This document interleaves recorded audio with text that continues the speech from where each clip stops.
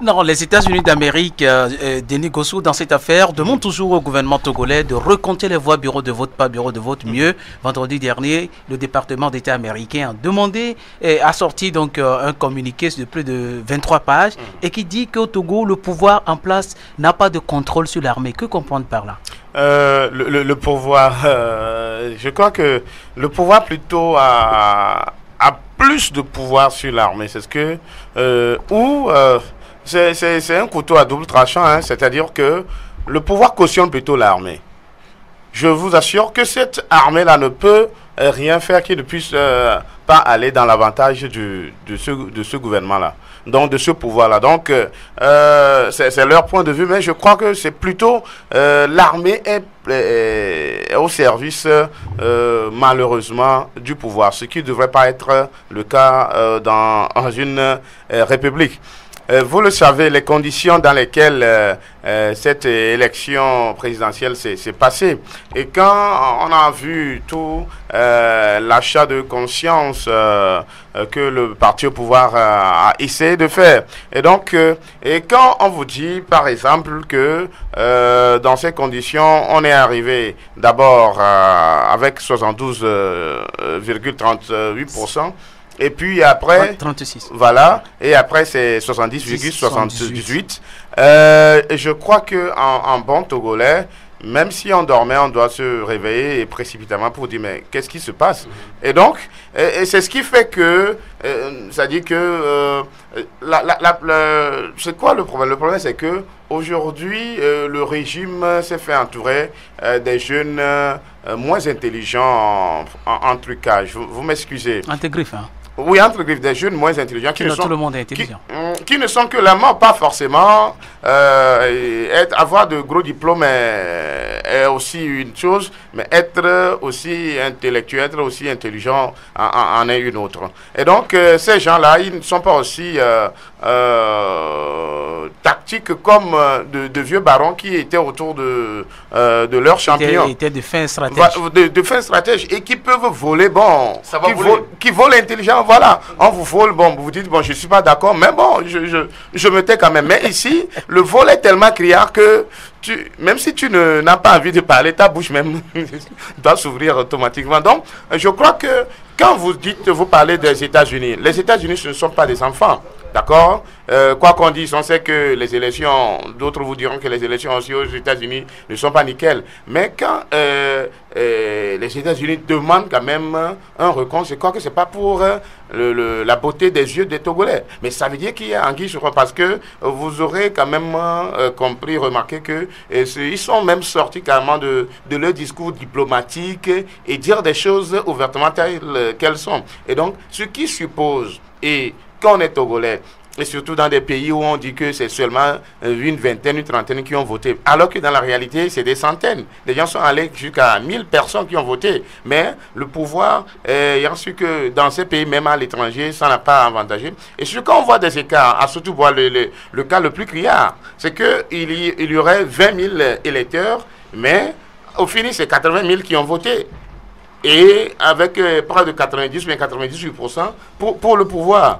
Mais tous ces éléments-là réunis montrent que ces élections-là ne peuvent être jamais gagnées et surtout gagnées jusqu'à... Merci beaucoup. Les États-Unis doivent s'occuper de leurs affaires, Ivar Cusson. On sait que les États-Unis ne sont quand même pas un pays champion dans le respect des droits de l'homme. On a vu dans cet États-Unis-là, Trump qui est venu chasser les Latinos dans ce pays, a chassé même les Arabes. En tout temps, vous vous rappelez qu'il a dit qu'il n'y aura pas de visa pour certains pays arabes qui étaient proches donc, des terroristes. Bon, ce sont des choses qui ne sont pas bonnes, qui ne sont pas des droits de l'homme. Mais Trump dit, le rapport des États-Unis dit que quand même le pouvoir togolais n'a pas de contrôle sur son armée. Que comprendre? Ah mais si les États-Unis disent des choses, ce ne sont pas de petits pays. Hein. Les États-Unis, ils ont les meilleures machines en espionnage, si je peux le dire aussi. Leur sécurité nationale est parmi les meilleures.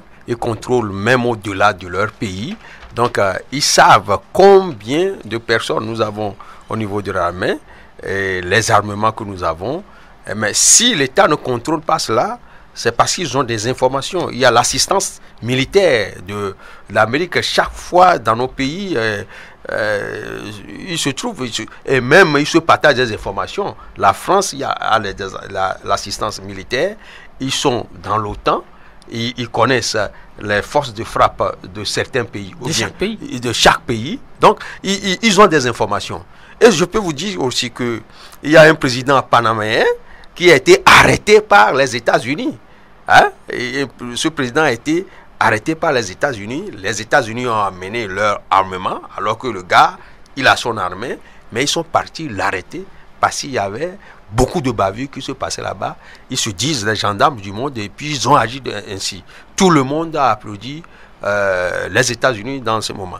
Les États-Unis sont partis, il faut le dire, envahir l'Irak parce que l'Irak fabriquait des armes nucléaires. Après, on a vu que, mais ce ne sont pas des petits pays quand même. Mais les États-Unis ont joué la voyocratie en Afghanistan.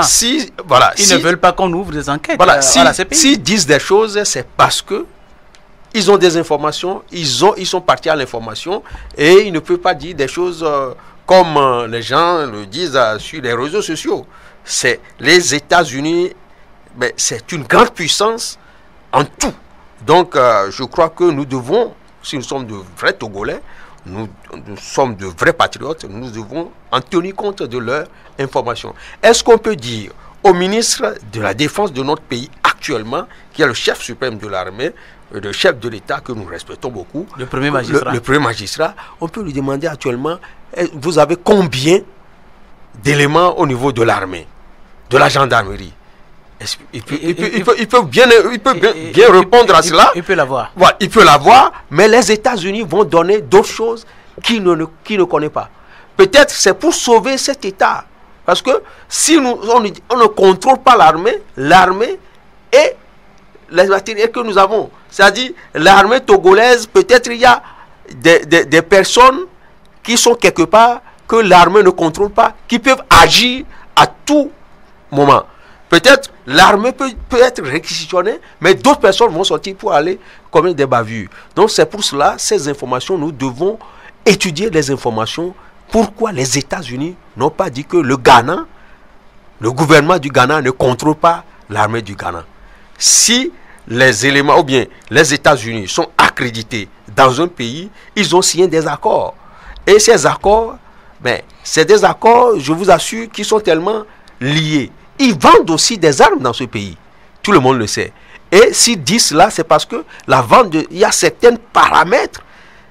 Si on le demande ou bien on veut aller aux nouvelles, si on nous laisse le temps, vous saurez que réellement, nous ne contrôlons pas. Parce qu'il y avait des éléments incontrôlés. Depuis qu'il y a des mains là, jusqu'alors, on n'a jamais arrêté ces éléments incontrôlés. Mais ils commettent des bavures au nom du gouvernement togolais. Lorsqu'il y a des bavures quelque part, on dit que c'est des éléments incontrôlés. Jusqu'alors, ces éléments incontrôlés n'ont jamais été contrôlés. Et je peux vous dire que si nous disons, si les États-Unis ont sorti ces communiqués, peut-être ces éléments incontrôlés qui ne sont jamais contrôlés dans ce pays, qu'on est en train d'indexer. Nous n'avons pas assez de... Merci infiniment, Yves Arkeson, d'être là. Merci aux auditeurs. Merci, cher confrère Denis Gossou. Merci, Tony. Bonsoir à tous. Il a fait donc l'effort...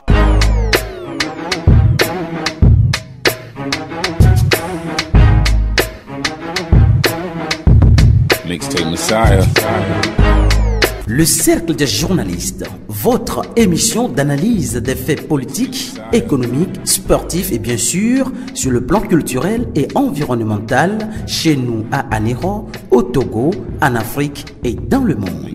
Le Cercle des journalistes, votre émission.